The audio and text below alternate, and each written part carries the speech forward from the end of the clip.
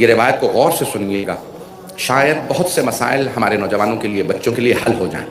روایت کو بڑے بڑے علماء نے اپنی کتابوں میں درج کیا ہے کہ جب جناب سیدہ سلام اللہ علیہا کا حق چھین لیا گیا تو ایک مرتبہ چند افراد ایک گھر میں بیٹھے تھے، مسجد نبوی کے قریب میں کسی کا گھر تھا، وہاں سب جمع تھے، اور جناب امیر جناب سیدہ مسجد نبوی سے متصل گھر ہے وہاں، تو کسی کے گھر کے اندر چند افراد جمع تھے، 4 افراد وہاں بیٹھے ہوئے تھے، آپس میں باتیں کر رہے تھے، ان کے نام میں نہیں لینا چاہتا۔ تو اب وہ افراد بیٹھے ہیں اور انہوں نے کہا سارے دروازے بند کر دو اور ہم آئندہ کے منصوبے بنا لیں، آپس میں باتیں کر رہے ہیں، کوئی حاکم ہے، کوئی اس کا دوست ہے اور کوئی قریبی احباب ہیں ان کے دوست ہیں، منصوبے بنا رہے ہیں۔ ان میں سے اچانک ایک مرتبہ وہ محسوس کرتے ہیں کہ حجرے کے سارے دروازے بند ہیں، صحن سب کچھ بند ہے، پھر بھی کوئی اندر آ گیا، اور اندر آنے کے بعد ایک مرتبہ کہتا ہے کہ حکومت تمہاری ہے، میں ایک سوال کرنا چاہتا ہوں، اگر تمہاری حکومت میں کسی مظلومہ کا حق چھین لیا جائے تو تم کیا کرو گے؟ تو کہا میں حق دلواؤں گا۔ کہا کہ اور اگر حق چھیننے والا حق نہ دینا چاہے تو کہا اسے سزا بھی دوں گا۔ کہا اور اگر کسی بھی طرح سے آمادہ نہ ہو تو کہا کہ یہ کیسے ممکن ہے، ہماری حکومت ہے تو ہم کوشش کریں گے۔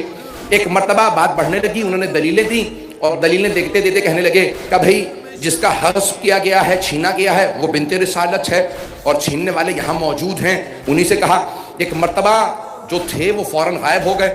کہا بھی یہ کون تھے، کہاں سے آئے، ان کا چہرہ عجیب و غریب ہے، بہت چہرے پہ نور، سفید ریش، سر پہ امامہ، یہ کون تھے؟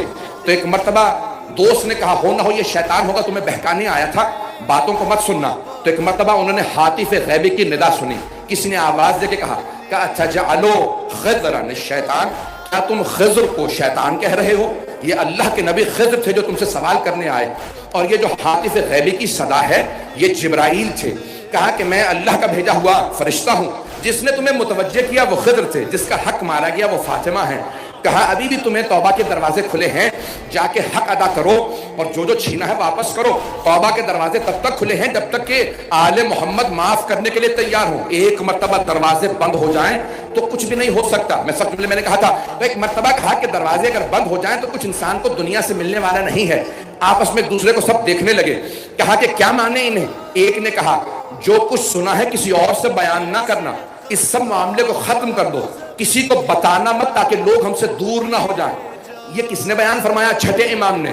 کہا ایسا نہیں تھا کہ سیدہ کے حق کے جانے کے بعد سب خاموش بیٹھے رہے، اللہ نے متعدد دلیلیں دے کے کبھی خضر کو بھیجا، کبھی اس کو ثابت کیا کہ غلط ہو۔ اگر کوئی نہ مانے تو اس کے دل میں کوئی نہ کوئی بیماری ہے۔ ایسا نہیں تھا کہ اللہ بس دیکھتا رہا کہ جو ہو رہا ہے ہونے دوں گا، نہیں، اللہ نے کہا میں نے جن ہستیوں کو اتنا بلند و بالا بنایا، باعظمت بنایا ہے، ان کے حق کو ثابت کرنے کے لیے میں دلیلیں بھیجتا رہوں گا۔ میں آنکھوں میں آنسو دیکھ رہا ہوں، لیکن میں یہ پڑھنا ضروری سمجھتا تھا، میں نے شاید بہت سی باتیں کہتی ہوں، لیکن میرے بھائیوں، میری بہنوں، میرے بچوں، میرے بزرگوں، یہ بہت ضروری ہے کہ جناب سیدہ سلام اللہ علیہا کا حق دنیا پہ ثابت بھی کیا جائے، اسے بیان بھی کیا جائے۔ جناب سیدہ سلام اللہ علیہا وہ مظلومہ ہے کہ جنہوں نے خود سے فرمایا ہے اور کہہ دیا ہے کہ یاد رکھو جو بھی میرے حق کا ساتھ دے گا وہی میری شفاعت کا مستحق ہوگا، اور اگر کوئی میرے حق کو چھین لے گا تو یاد رکھو میری شفاعت کے بغیر کوئی بھی بخشش نہ پائے گا۔